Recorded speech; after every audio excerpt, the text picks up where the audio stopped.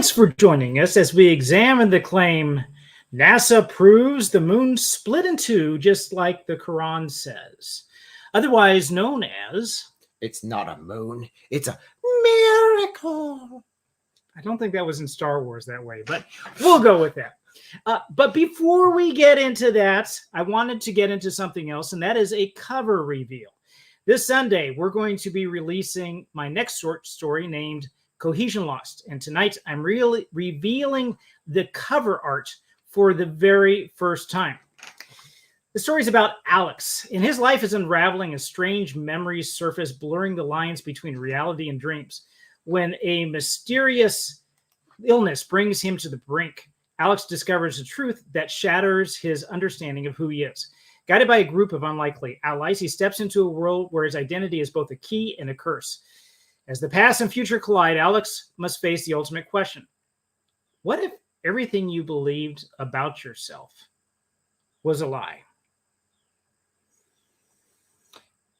So that's the point of these short stories, to ask some of these bigger questions and to use them as springboard for conversations with people who don't know Christ, and just to enjoy the story itself, because hopefully it's an enjoyable story. The first two are doing fantastic. They're both in the top 10 of their categories right now, hitting ones and twos fairly regularly, and I appreciate all the help that we've gotten for that.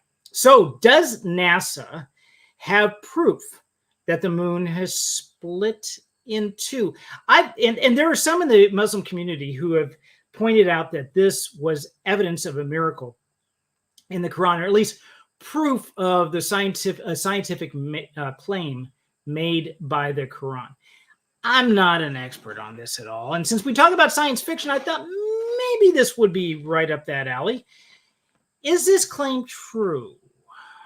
Well, this claim comes from, and I did a video on a while back, which was just looking at what the Quran actually says about it in Quran 54, 1 through 2, which just simply states that the moon was split. And the disbeliever said, it's a miracle of old, or a passing magic, or something like that along those lines. So they dismissed it right out of the gate. But it's supposed to have split in two and come back.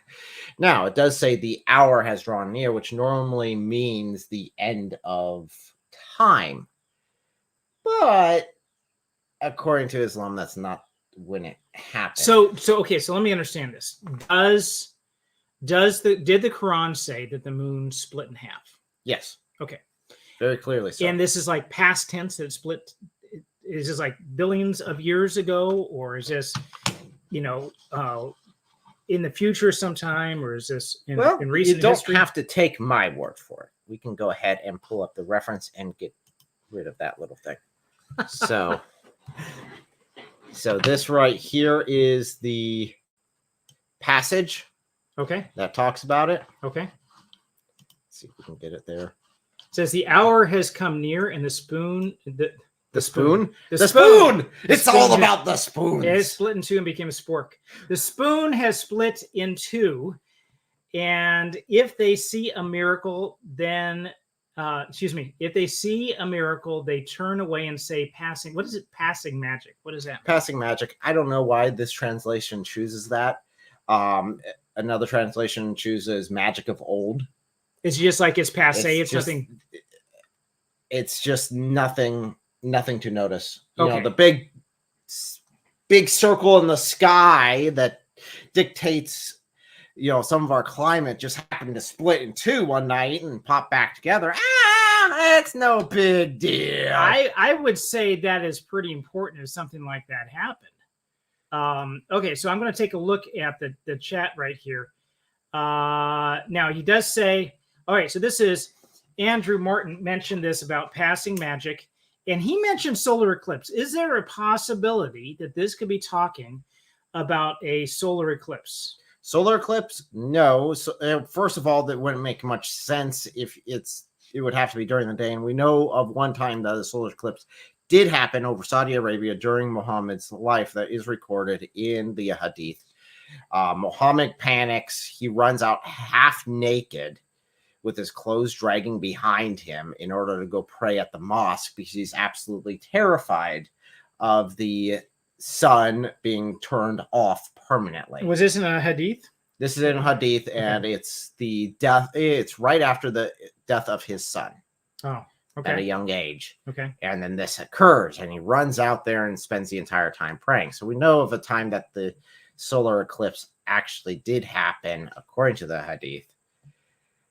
And this would not apply to it. Okay, because it almost sounds like maybe the wording, sometimes things are lost in translation. So now, a lunar eclipse, you could say, well, this might be a lunar eclipse, except those do happen quite regularly. Right. And this was it would have been well documented. This is supposed to be the Meccans came to him and said, we want a miracle. And he goes and splits the moon in two and seals it back together. And then the unbelievers, because this is supposed to be a sign to the unbelievers, look at it and say, no big deal. Okay, so paraphrasing, they didn't say no big deal. Okay, so that's what maybe the phrase here, the passing magic, or magic of old, or magic of the ancients, depending on what translation you're using. Okay. So so good guess. I would have gone to probably lunar eclipse and knee-jerk reaction, but that almost looks like it'd be a reaction to what the people are saying there, though, because if he says, okay, I'm going to show you a miracle, come out tomorrow. Oh, look, I split the moon in two. And they said, this is stupid. It's just a lunar eclipse. See, that claim could work if it wasn't for the rest of the hadith. Well, and the other thing, too, is if that were the case, then that's not much of a miracle. That's not much of a miracle. And it's not much of a proof either. Because if this was done as a proof to show unbelievers like this incontrovertible evidence, like the resurrection. If you had the resurrection, okay, all right, there's some proof there. You see it with with Roman literature and other literature of the side, not just Christians at the time. You got the Jews and the Romans, both unbiased sources, except maybe the Jewish were biased against him at the time, to say that. But this is not much of a claim to say if it was a lunar eclipse. And if for example, the resurrection, say that someone always resurrects from the dead, that's crucified like every third month, this happens. And then Jesus says, oh, look, I came back from the dead. Everybody's like, so what? It's a regular occurrence. This is a known thing that happens. Yeah, but the guy keeps rising from the dead. That would be pretty cool. I was talking about random. Okay, yeah. So Thomas Hall said, trying hard to recall what this is about. I remember something from NASA under the Obama admin. I recall was thinking, why is NASA addressing this? Maybe you guys can recall. How far back was this? This has been around for a while, but Muslims, for some reason, want to hold on to this because, of course, it's the Quran and it's from Allah's point of view, which is critical because it is Allah saying this happened. This wasn't just somebody saying, hey, it looks like the moon split in two. It's not someone, if it was someone, if it was an eyewitness on the ground saying, I looked up in the sky today and I thought I saw the moon split. It must be a miracle from God. Okay, that'd be completely different. Because that's their perspective on this, and they could very well be misunderstanding something. Where if you've got the creator of the universe saying, here's what I'm having in my eternal word, this happened. Okay. It's a perspective thing. Yeah. That really kills make a it. Difference. So, and this comes up because whenever I did, I guess, the original short on this topic, Muslims were always pointing me to NASA saying, see, NASA proved it. NASA proved it. And I go to the article they gave me, and it's an article on. We're gonna do that in a bit. Yes, we're gonna cover that in a bit. So we will be covering about what NASA is going to talk about, looking just at the source material for what the Quran and the Hadith say to build this up to say this is what the claim is, and then we're going to look at the evidence one way or the other. I mean, maybe there is something there that's like, makes you think, a Shroud of Turin type of thing going on here. But and what you might ask the question, why? I actually wish there was. It'd be much more entertaining. Yeah. Okay. It'd give me something more than just skin deep stuff to look into. Okay. Cool. Something challenge you. Please challenge me. Yes. And we're getting there's so many, and please forgive me on the comments. I'm going to try to hit them as fast as I can. You can call in, by the way, if you want to call in, brave it. you can. We're set up for that. It's a lot easier to have a conversation going back and forth with you, and you're just trying to type furiously, and then we're like 3 steps behind you. But the reason why we're going to this is because we're, science fiction movies and books and reviews and things like that. We also talk about apologetics and theology. And why are we talking about this? Well, the question is, we're looking for science fiction. Is this science fiction? And the other part of it is, in a couple of weeks, we're going to delve into something a little bit deeper on this too. And we thought this would be a good springboard for it. What we're going to be covering is could you have an Islamic space program? Would certain things in that violate strict Islamic teaching in terms of what comes out of the Quran and the Hadiths? And I'm not talking about whatever flavor of a liberal Islam is going on right now. I'm talking about, the original sources, what it actually says. So would that kind of violate some things here in shooting for the stars? Are there some issues going on there? We're going to dig into that. But first, hit this one, because this is a topic that was hot, not so much right now, but it was recently. And on top of that, something that's been happening recently, I've definitely noticed this in anime, even anime, sci-fi. We've started seeing more Muslim representation in that. So the question is it something valid? Or would this just be absolutely against Islamic practice? So Andrew mentioned it happened during the day. Is there any evidence if it happened during the day or during the night? It's supposed to be, according to all the Muslims I talk about, during the night. Now, it could have been during the day. Well, during the day would have been lunar eclipse then, right? By definition. If it was an eclipse. If it was during the night, it would have been lunar. If it was during the day, it would have had to have been solar if it was an eclipse.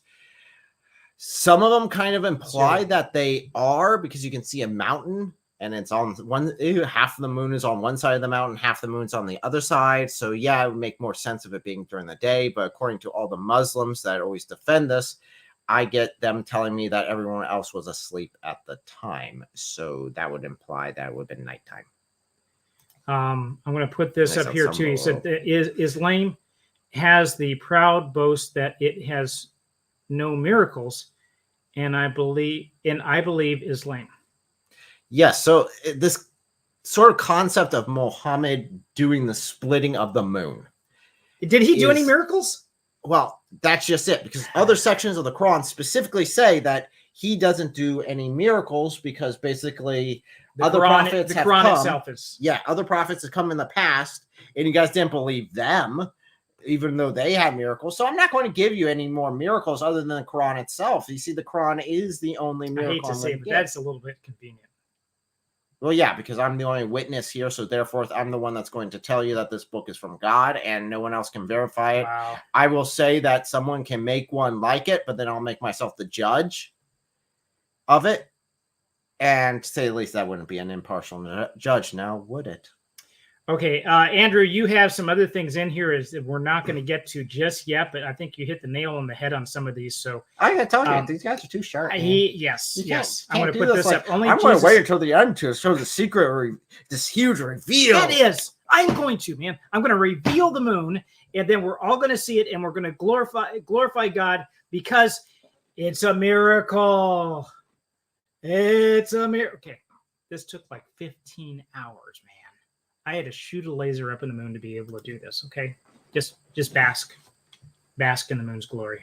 It used to be believed that if you slept under the sun, under the moon at night, full moon, you'd go crazy. Yeah, that's where lunatics came from.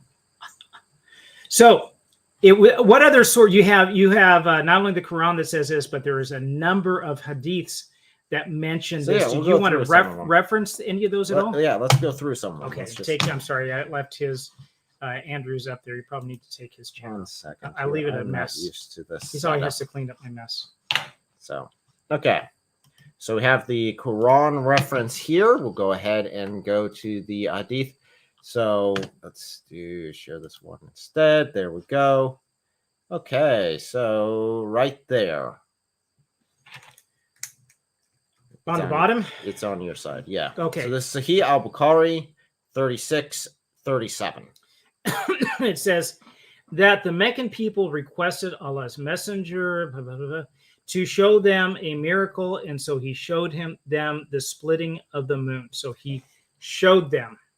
So, yeah. So there's the action, but Muhammad's not supposed to show any miracles, according to the Quran.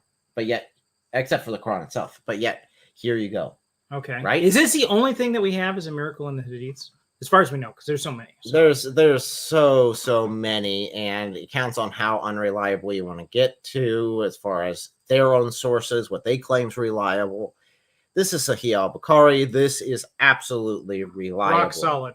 According to them. Right. Rock solid. Granted, written 200 years after Muhammad's death, but we're not paying attention to that. Solid. I'm not going to say what kind of rock, but it's rock solid. Right here. Okay. So, and you got the reference right there, 4864. During the lifetime of Muhammad's messenger, the moon was split into two parts.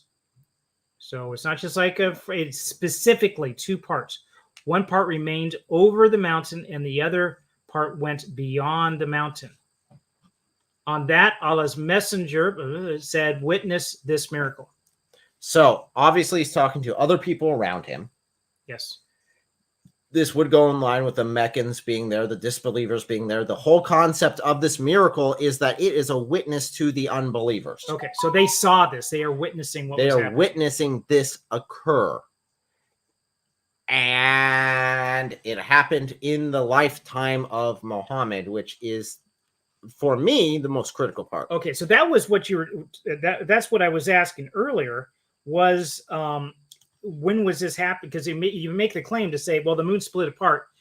And you could say like 4 billion years ago, 3 billion years ago, when the Earth. It looks like there's evidence that maybe you had another planet Vega, or I think I forget the name of it, that hit the Earth, and then the moon is actually Earth material that popped out the other side and collapsed. Yeah.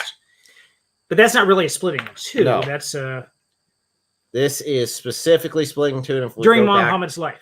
During Muhammad's life. Now, if we go back, we see the beginning of this chapter right here. The hour has come near, and the moon has split in two.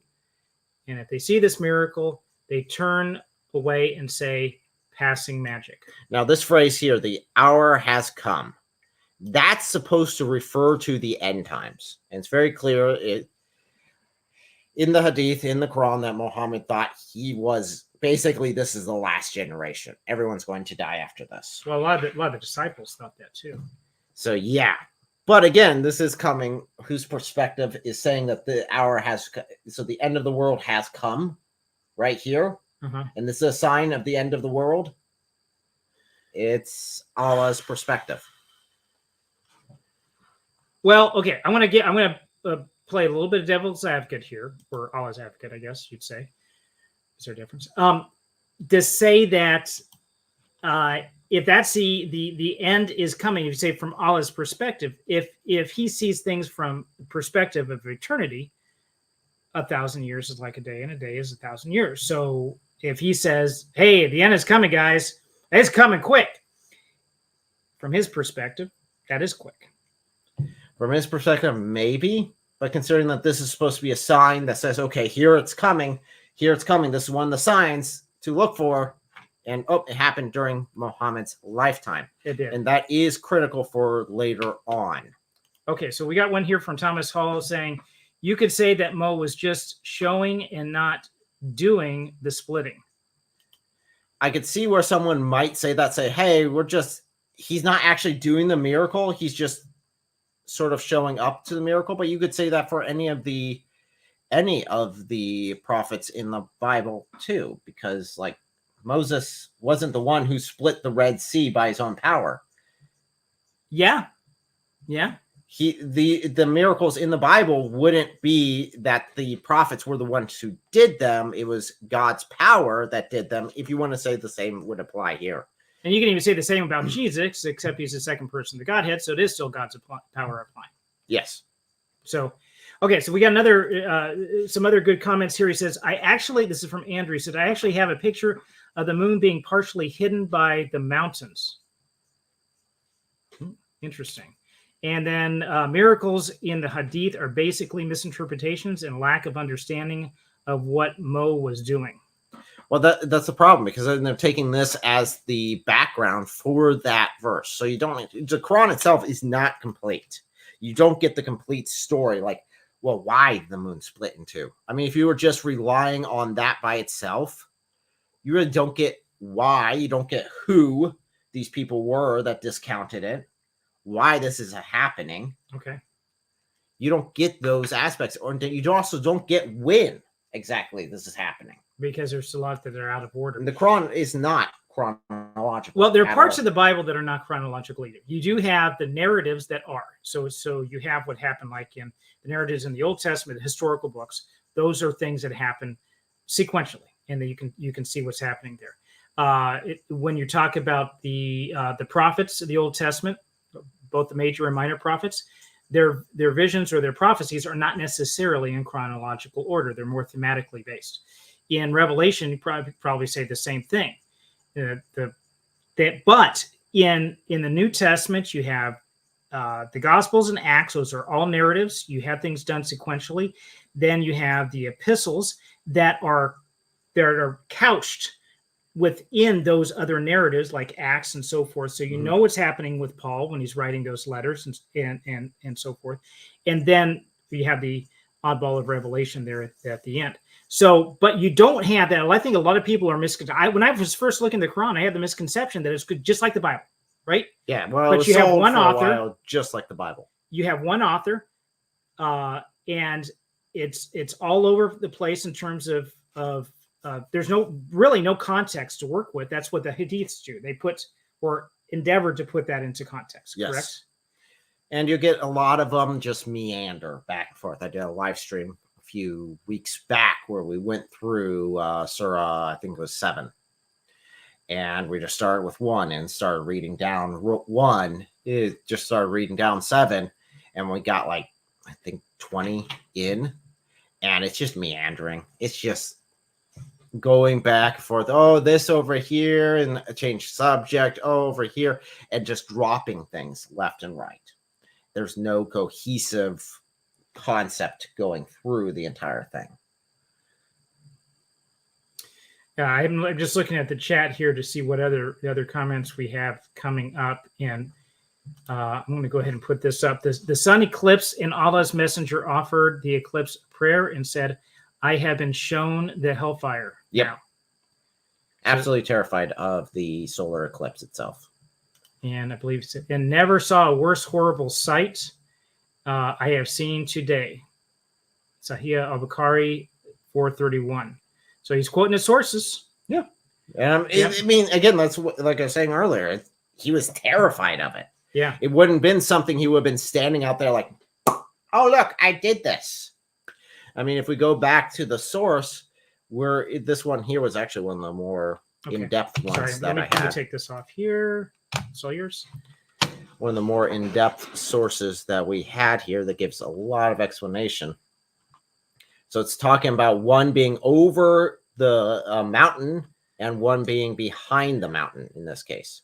I know there's ones that say it's beside the mountain and behind the mountain. So, but that could be, again, because this is not directly from Allah's perspective, that could be a narrative. It counts on the position of the narrator. Or it could be something that's dynamic and moving. Yeah. It's not just a snapshot, just a second. So one part remained over the mountain and the other part went beyond the mountain, behind it. Beyond the mountain, yeah. I sure hope the moon was beyond the mountain the whole time, though. Again, that could be his perspective thing. So that I'm not really paying too much care to in that case. So, okay, Sahih Muslim 2800B. Do you want me to read this? Yeah, go ahead. We were along with Allah's messenger at Mina. That moon was split up into 2. One of its parts was behind the mountain. The other was on the side of the mountain. Allah's messenger, may peace be on him. I'm not sure what that is. Said to us, bear witness to this. So they were witnesses to what had happened. And this was a witness to unbelief. They weren't unbelievers though, right? No, these would have been the companions, but then in other sources, they're saying that these unbelievers are there. Now, again, because their perspective, just because it's saying that we were there with him, doesn't mean that there weren't other unbelievers there that Okay. weren't there. Okay. And just if you're joining us, what we're doing is we're looking at, so we're, from a science fiction point of view, we usually look at science fiction itself, but to say, hey, this was something that was claimed as in the Quran, as saying that this is proof of the Quran, and that NASA had discovered that there's evidence of the moon being split. We're going to look at NASA's evidence here in a bit, but we're looking at the original sources in Islam to say, what is this claim based upon? So we have one in the Quran, and then we're looking at the hadiths, which are measured as being either reliable or unreliable, but we're only showing the reliable sources, right? Yep. The so ones far, that are accepted. These, all of them have been Sahih so far. So highly graded. I think Sahih means this highly one- graded. It's the top.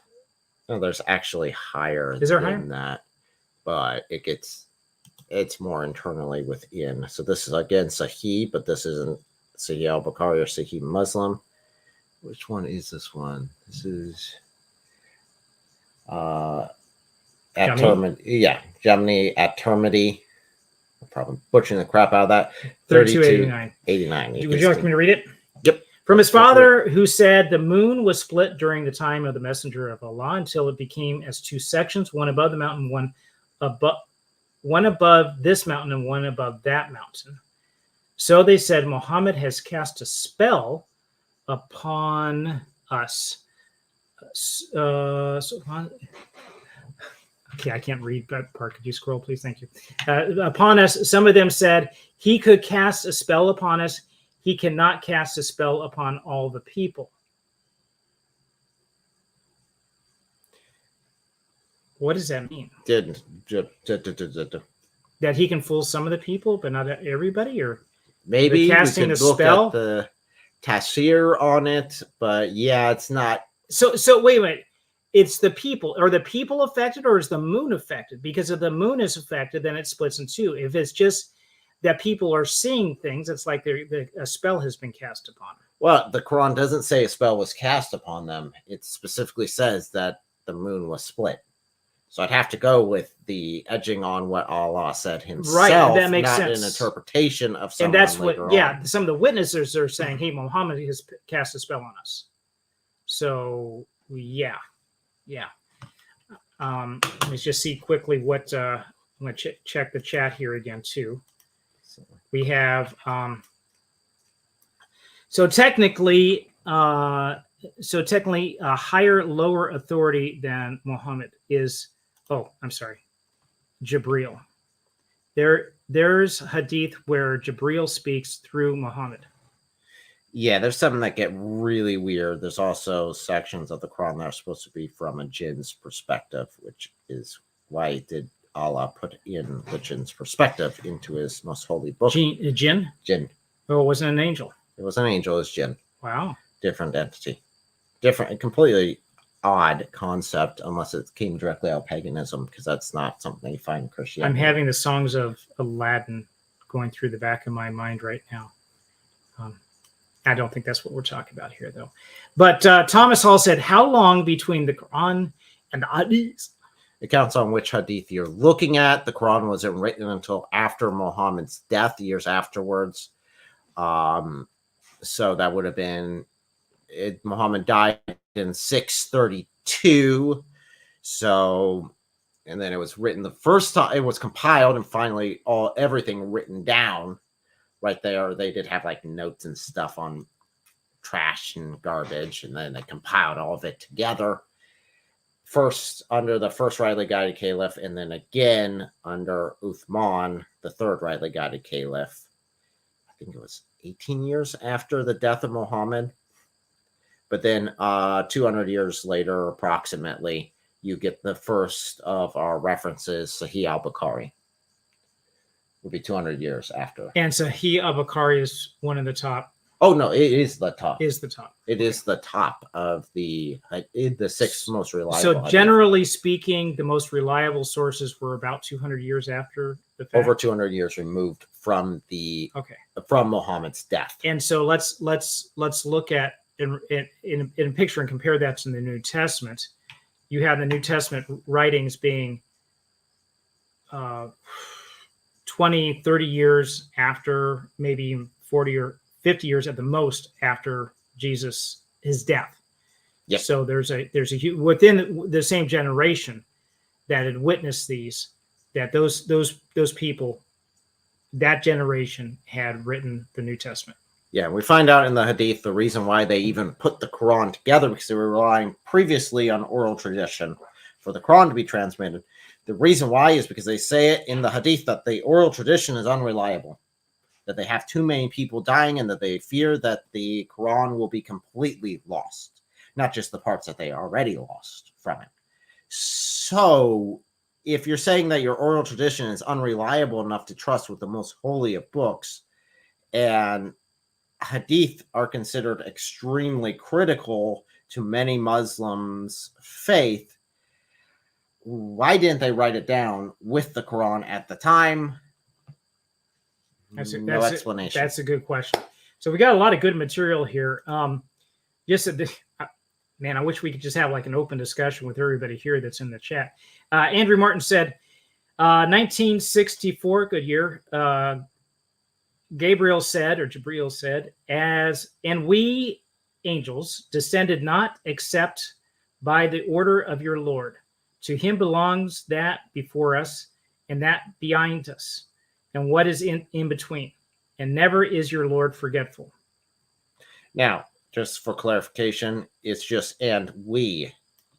It's not the angels part's added later. Okay. They tried to clarify later on, or they added their own personal interpretations, at least the translator did, of that. The Arabic doesn't have the angels part.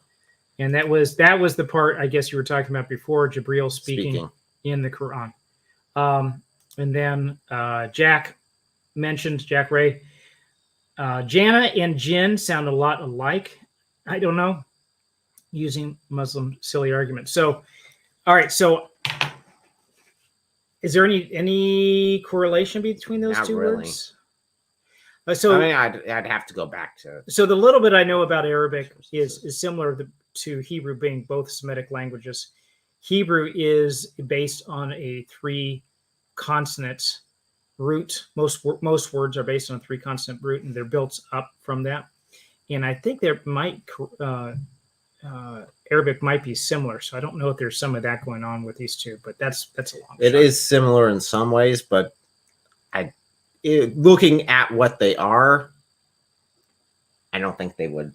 Okay. They might have some source together, but okay. So I think we're getting a little bit off topic. We're looking mostly at the sources here. I don't know how many more that you wanted to do. I could pull up a couple more. Okay.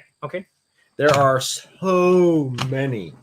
I just cherry picked the more reliable ones. And so again, we are looking at these mainly because we are setting up for something in a couple weeks from now to say, what would really get us to space? Would Islam provide a good launch pad for a space agency to go into space based on the beliefs and what's held in is Islam, and then take a look at Christianity and compare the two to say what's really going to get us for the future into space if that's where we end up. So. Yep. So here's the next one. It's a very short one, but it's in line with it. And it's kind of critical because some of the objections that Muslims have raised whenever I pulled this out to begin with, was someone said, well, maybe it was just a small part of it that split off. But this is far enough that multiple witnesses saw this visually from the earth, saw the crack apart. So who saw that? Who visually saw that? We'd have to look through. As you can see, the Arabic is quite a bit longer than the English.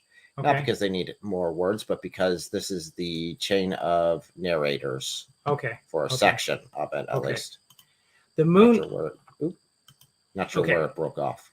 So the moon was split up into 2 parts during the life of Allah's messenger. So this is again stating, we've seen this in more than one place, that it was during the life of Muhammad that it had. So now we can look at astrological events and say, was there something going on during that time, or did NASA find some evidence for that? Did NASA find some evidence on the moon itself? Was there something that we see that says, yes, actually something like that happened, where you have it split in half? But think about it. Think about it. This just for a minute. What would it take for the mass of the moon itself. We're not just talking about one little basketball-sized thing here in the sky. This is something about, I don't know about, it's not a quarter of the mass of the Earth, but I think it's fairly close.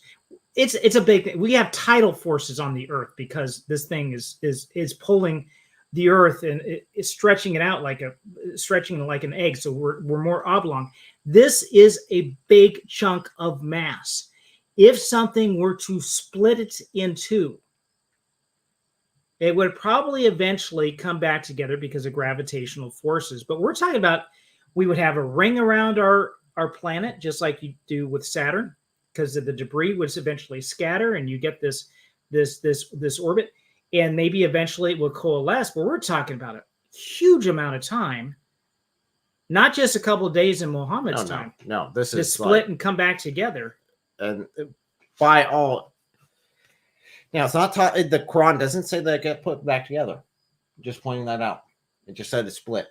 Okay, well, we do see it together now. We do see it together now. So logically, if it did split in the Quran is true, then it would have had to have been put back together at some point and sealed back together. So that would be the logical conclusion from this. Now, we're talking about Muhammad and... So we're only talking about a few years span. I think only 22-year span of him doing his, from when he got his first revelation in the cave. I think it was 610, if memory serves, till his death at 632. So that's only a 22-year span between the 2 points. And this would have definitely been on the later end of his ministry, not the earlier end of it. So... I would have to look at the narrative. Okay, so we got a pretty good idea as far as the dating goes when this event would have taken place. And by the way, Jack Ray had, I think he is clarifying what his last statement was, and it says basically this whole thing was just a joke. Okay, right. Sorry. I'll tell you what, guys, you can't hear the sarcasm in the words, so I would totally miss even it. Then, I'm not sure how much I took things as being sarcastic and thought Muslims were joking, and they weren't. So I wouldn't. Yeah, I know Jack Ray good enough to know that, he's joking around. Okay. But sometimes with these arguments, not so much. I can be a little dense on some of this stuff too. So did you want to show us another one? And then we'll dive into, I believe, taking a look at the witnesses. Who was a witness for this? Is anybody? That's a pretty big event. I'm not only talking about the physics of momentum, mass, and inertia, of what's happening with the moon if you try to split this thing in half. I mean, enough force to split in half, there's momentum. It's going to keep on going for a while, right? If you were talking about an explosion. So there's that. But then there's also something like this might be noticed. So I'm looking around at the rest of my sources here, and basically most of them just real quick snippets saying, yep, it's split in the time of Muhammad. It's split in Muhammad's lifetime. Here's another one from Sahih al-Bukhari. Sahih al-Bukhari 3636. I like the ones that repeat because they're much easier. It's a lot easier to say. This was during the lifetime of the Prophet. The moon was split into 2 parts. And on that, the Prophet said, bear witness, added to this. So this was to be a witness to other people. This is not just something like, hey, it's a Saturday afternoon. We don't have a lot going on. Hey, guys, watch this. It wasn't that. It was to be a witness to unbelievers to say this is a miracle. Just like a lot of miracles that Jesus had done was a sign to unbelievers. And a lot of times he said, show us a sign. He said, you know what? No. Well, a lot of times he just said that the sign you'll get is the sign of Jonah. Right. And be like, oh, well, that definitely fulfilled itself there. There you go. It was pretty easy. Right. Muhammad's the entire time, no. You guys already had signs. You guys didn't take signs. Although he's supposed to be going to the people that haven't had signs in the past. Right. By the way, we did a review on the movie Signs, and check that out.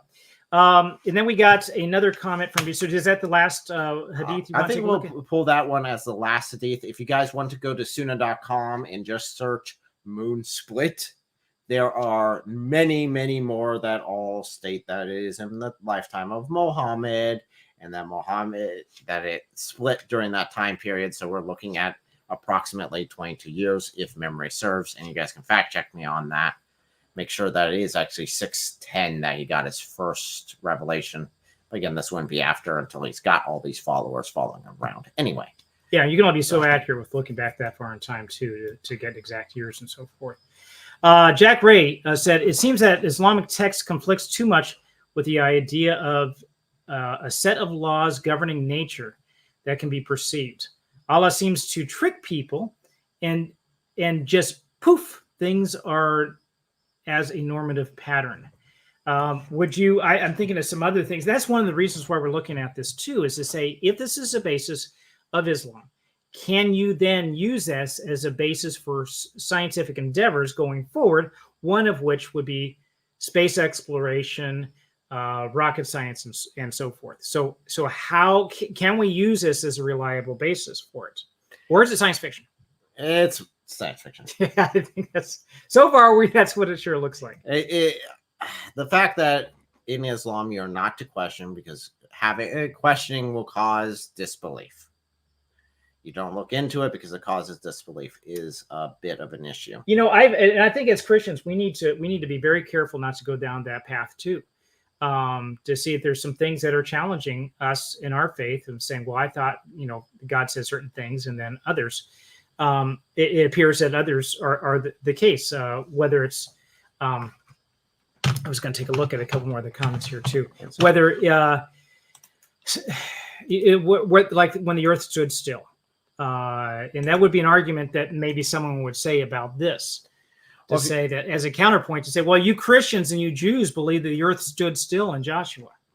Well, if you look at the time, it's an interesting one, and it's a valid point. You know, if the earth stood still and the sun stood in the sky and did not move, okay, well, then that could be a very... You think about the huge catastrophic problems. First, to be able to halt the rotation of the, because assuming that it's the rotation of the earth that we're talking about. Yeah. In Joshua. It would definitely, in order for that to happen, that you'd have to either stop, or maybe some kind of optical illusion with the sun. Maybe we're, you know, they call moon suns, or dog suns. If you see that halo around the sun, sometimes you see these bright spots on the side, maybe something like that in optical illusions, but it's a physical stop of the earth itself. That would be, oceans would continue to the inertia of the oceans. They would continue to go. The atmosphere around the earth would continue to just blast through at hundreds or thousands of miles an hour, just obliterate everything, if that were to happen that way. So how could that happen? And I would reference you, and I didn't pull it up, but I should put it in the description, and once I have this video edited, I'll put it up here on the side, pointing to David Jones' video IP, where he goes through that. I believe also David Wood also did a video on this as well, correct? I believe so, if memory serves. Okay, so I say this for anybody who is skeptic, saying, well, you Christians and Jews say the same thing. He said, not really, because of this. No, the main thing I would point out at that, and I've actually referred to it a couple of times in this video so far, is perspective matters. Who's the one saying the sun was stuck in the sky? That was a human perspective on what was occurring. And that's not God saying, I stopped the moon here dead in its tracks in the sky, and it did not move until I decided to let it move again. No, it was the perspective of the humans. On the same time, how many times have we heard someone say that this has been a long day? Yeah. This has been an extremely long day. Oh, man. And if I were to write down in a biography saying that this, you know, I lived this many years and I was doing this stuff, and then it came to this day, and this was the longest day of my life. All these bad things happened, yada, yada, yada. Does that mean that God stopped the sun in the sky and prolonged that day? Well, I think there was a little bit different, because it was talking about the sun there, but using a phrase there to communicate something. Yeah. If you understand the culture, you understand it. Now, there's also a theory that it was to do with how the pagans in the area conceived both the moon and the sun rising at the same time. If they didn't, it was a bad omen, or if they did, it was a bad omen. I forget which way it is. They do a much better dive into that in the video. I'm not terribly familiar with the and so I will be sharing the reference to that video if you haven't seen that itself. Let me put up a couple of comments here. Jack Ray said, then how would a person build a space program with that kind of fractured foundation? That's a good question. So I would be open to, listen, I'd be open to the challenges. Someone would say, well, Christians just are the same way. They just believe in all this superstition stuff. Well, you ought to look at also the scientific revolution. Oh, the founders of the scientific revolution. Founders of the scientific so many Christians involved with that, and say, well, wait a minute. In Islam, they invented algebra, and there's a lot of other scientific things. Well, what about that? They added on to it. They added on to algebra. The Greeks, and then they had a couple of apostates, which is interesting because you look at all those scientific discoveries that Muslims like to claim, and if it's actually done by a Muslim, you find out that he was actually an apostate who was going against the ruling of the people, and not in line with their beliefs. So he already has that. He fixed the fracture by not being part of it. Okay, so Andrew Martin said, in Christianity, Christians set out to discover God in nature and discover how God has designed nature and rule. And I love it. I'm more into physics than I am to chemistry, although chemistry is fascinating. A background, I've electrical engineering degree. I've studied modern physics, quantum physics, so forth. So it's so cool to see how these things are just the balance and the math behind everything, how it all adds up. So it's a wonder to behold if you can do that. So that you're right. As Christians, we seek that. I'm not saying that Muslims don't seek that too, but if you look at the sources themselves, it seems to be counter to that. Correct? That. Okay. So let's go over some of the Muslim objections to this. So if we said, wow, this seems to be stupid, the moon did not split during that time frame, I would look at it. There's a couple ways to look at it. We already we touched based on it. So if the moon were to split, let's just think this process through. Tonight, the moon split in two. Right now, boom. Not explained, just all of a sudden popped in two. What would be the effects that would happen? Oh, man. There would be tidal effects on the Earth itself. If it's split into, like I said, the inertia, it would just keep on going. It would be held within the Earth's gravity but its orbit would shift because of that, depending on how it split. There's got to be some force for doing that, and what would make that go? Just watch Space 1999. That's your answer. There, done.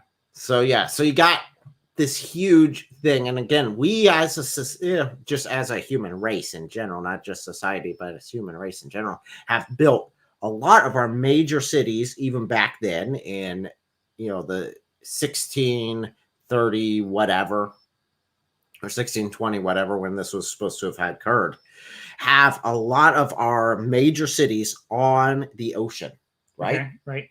And if you have tidal waves all of a sudden just popping out of nowhere, someone would notice. They would be impacted. Right? There would be huge writings. There would be cities going underwater. You'd have Atlantis style, just mass extinctions happening. Everything from India to China to the Americas, there would be records of this events happening in the 600s. And there's nothing. No records at all. Nothing that lines up. How about visually seeing something with the moon itself splitting in two? There are no authentic authors from that time. Well, wait a minute. I heard about some Indian king saying that he had seen this. Yes, so that's where the Muslims go. They go to this Indian king that supposedly have seen it. The issue with that is, according to most Indian historians, they really question if this guy ever actually existed. So it's a question of if it is reliable to refer to him. On top of that, Muhammad died in 632. The earliest this king would have lived, because it would have been 844 AD. Oh, That would have been over 200 years okay. afterwards. So he would have actually been. Actually, he would have, if the early state was correct, Sahih al-Bukhari would have been written right before his birth. Okay, so no way that he was a witness to it. Okay, no way. What about? I did hear that there was some like 5 monks in Canterbury who witnessed this event. Yes, so there's supposed to be monks in Europe that witness this, and in fact, I remember doing the video originally, and someone pointed this out, and I couldn't believe he actually used this as an example.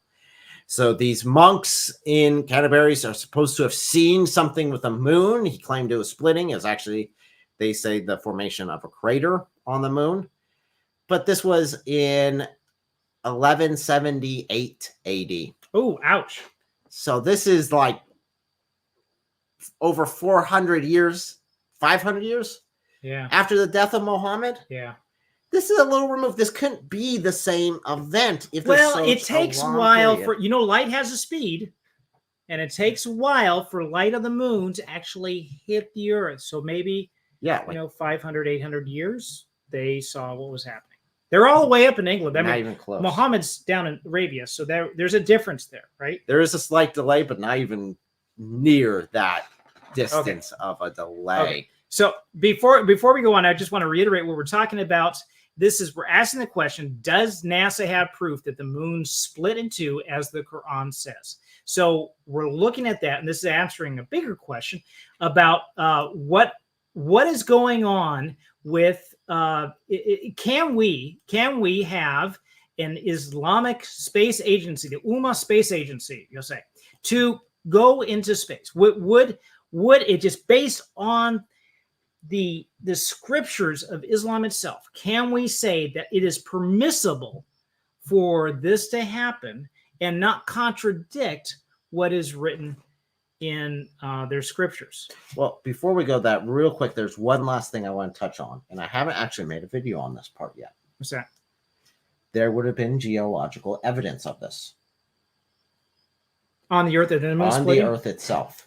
Okay. There would have been geological evidence of this because of how the moon pulls on the Earth. If that were to suddenly change, because you have, this is interesting, definitely the tides, you have the sun is pulling on the Earth, and that does affect the tides. And then you have the moon that pulls on the Earth as well. And when they're opposites, you get bigger tides. But if they're on the same side, then you get one big tide going one way. So there would have been geological evidence of this moon split happening, effects on the Earth itself. And we see none of that. Well, yeah. There's nothing. Just the inertia mass of the moon itself, that splitting, and then we look up and we don't see the split now, is enough to say this did not happen around 630, 632 AD. Not happening at all. No evidence at all. So there must have been some other witnesses that were around at this time, though, besides just the two that I mentioned, right, that were really late because of the delay in the speed of light. According to the Muslims that I've talked to, everyone else was asleep. All around the world, all at the same time. So this must have happened overnight in a short few hours while everybody was sleeping. Everyone was sleeping. No one was observing the sky. We definitely did not have any entire civilization built up just to observe the sky. And if we did, they missed the biggest, brightest thing in the sky splitting into and getting put back together. I could buy that. I also have a bridge. Yes, you do. So everybody's asleep. The problem with that is, even if you accepted that, then what was the whole point of this? Was a sign to the unbelievers. Why would God have everybody sleep through this event if he's going to be showing this? If this is supposed to be the witness that signs off on Muhammad, besides the Quran and the mole, then yes. Okay. This should have been witnessed by everyone, and it's set up to be a witness. It will be witnessed by everyone very easily. In fact, you have to have another miracle of everyone being asleep at the same time in order to cover up the miracle that's supposed to be the witness to the entire world. Okay, so we have a lot more evidence here I want to share with some of these guys. You guys are so sharp. Jack was saying the light was caught in the gravity well. That would do it. And you'd have to make spacesuits for small. Yes, you would. And so I'm not going to comment on that one at all. Shouldn't have clicked on it. Not at all. It's going to be edited out. Yes, it will. Through the layers above, I thought the layers above the Earth would conflict with Islamic Space Agency as well. Well, we will address that later. Yes, indeed. Consider they are hard layers.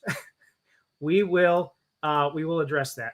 And it would fall upon us if it wasn't for the fact that Allah was constantly lifting it up and crush us. Yes. And the whale that we're on top of might have. Okay, you guys are going to have me censored if I keep looking at the chat, so I'm going to look away. Should not be doing this. Okay, so we have the witnesses. There really were no witnesses for this event. Physically, it would not be possible. So I want to see NASA's hard data. I mean, obviously, I'm not an astrophysicist.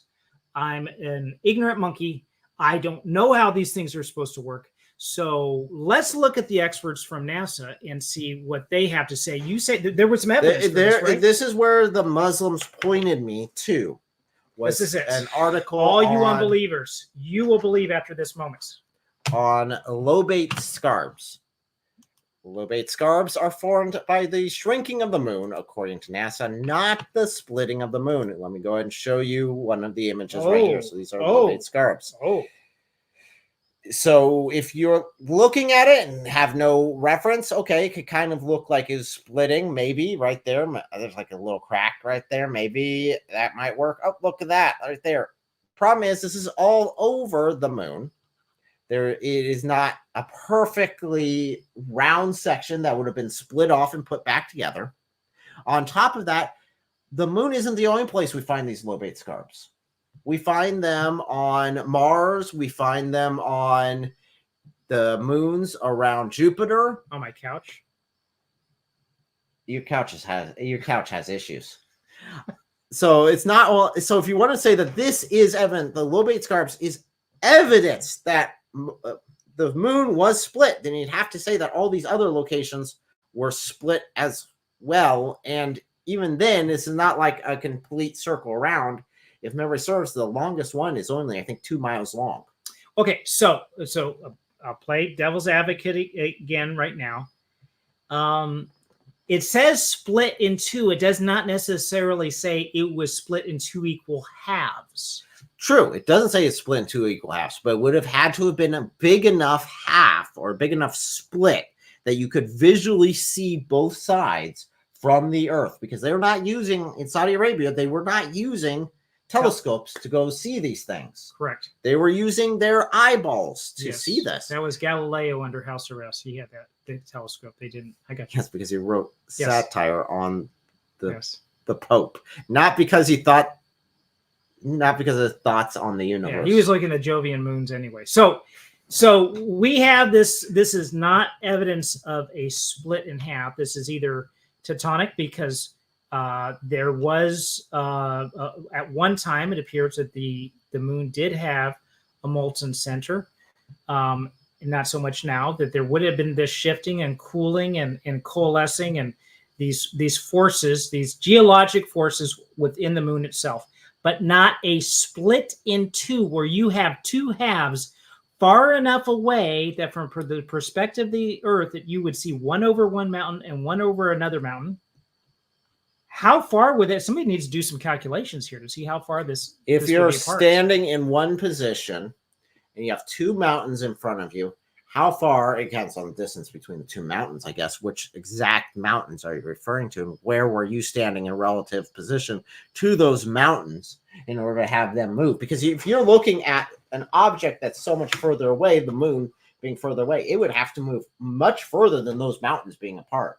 Yeah, because you've got the angle. So parallax. Here, yep. You've got way apart. Yeah. So if you do this calculation to say that this happened over a period of, and estimate the amount of time, maximum amount of time this could have been, because he said this was overnight. They were asleep.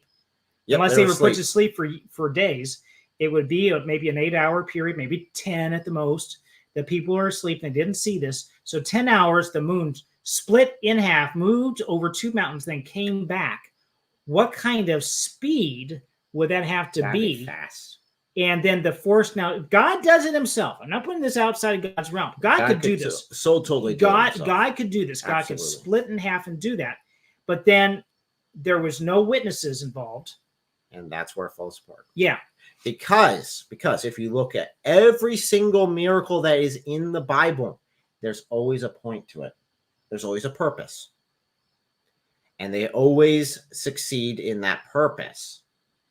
Even if it's a witness saying, oh, you guys screwed up, you guys are getting punished, I'm going to punish you, here you go, that's still succeeding on its purpose itself. Where if God, by a miracle, picked a time that everyone in the world, both sides of the earth, they're all sleeping at the same exact time, no one witnesses this, just so he could split the moon as a witness for the non-believers, and then perfectly put it back together, because you would have to perfectly put it back together. Well, no, he left some marks on it. So well, the lobate scarps itself, they aren't 1,400 years old. They are so much older, so much older. According to NASA. Again, that's the article that the Muslims were pointing to. So we can definitely say that NASA is not saying with this. In fact, they're saying that these are geological features created having to do with cooling. And right? And NASA has specifically released articles saying we do not confirm that there was a splitting of the moon in the 6th century. Okay, so we're done. This is not evidence for that. Nope. Sorry, swing and a miss. Oh my gosh. Okay, again, one last shot at the. You want to mention something else? Because I'm going to take this again is something that is out of the norm of the God of both the Old and New Testament, of the Torah and the Gospels. This is out of the norm of how he performs miracles and why he performs miracles. It is not the typical profile of all the others. So this is what I was wondering too, and Jack had this in here, but you've already hit this. So a speck of dust less the moon's gravitational pull in Momo. I think you misspelled Muhammad's name. Saw through Allah vision. And he saw this event coming forth. And I guess, you'd have to say that because it would be, okay, so you got dust coming off the moon, there's an impact, right? So that does happen, but that's not splitting in half. No, it's We're not splitting in two. No one would claim that. And the hadith aren't from Muhammad. They're from Muhammad's companions. So you'd still have, maybe they all saw it through Allah vision. Oh, maybe. Maybe just Allah invented a TV and just put it there, and they just watched that. TV. They could have done that. That's why no one else saw it. God is strong enough; he can do anything like that. The moon was just clapping in applause to Muhammad and his sock puppet. Okay. Let's see. Found it. July 14, 2010. NASA chief says the goal is Muslim outreach. Forgets to mention space exploration. All right, brother. I want that reference. Oops, forgot about the whole the whole purpose of NASA. That's right.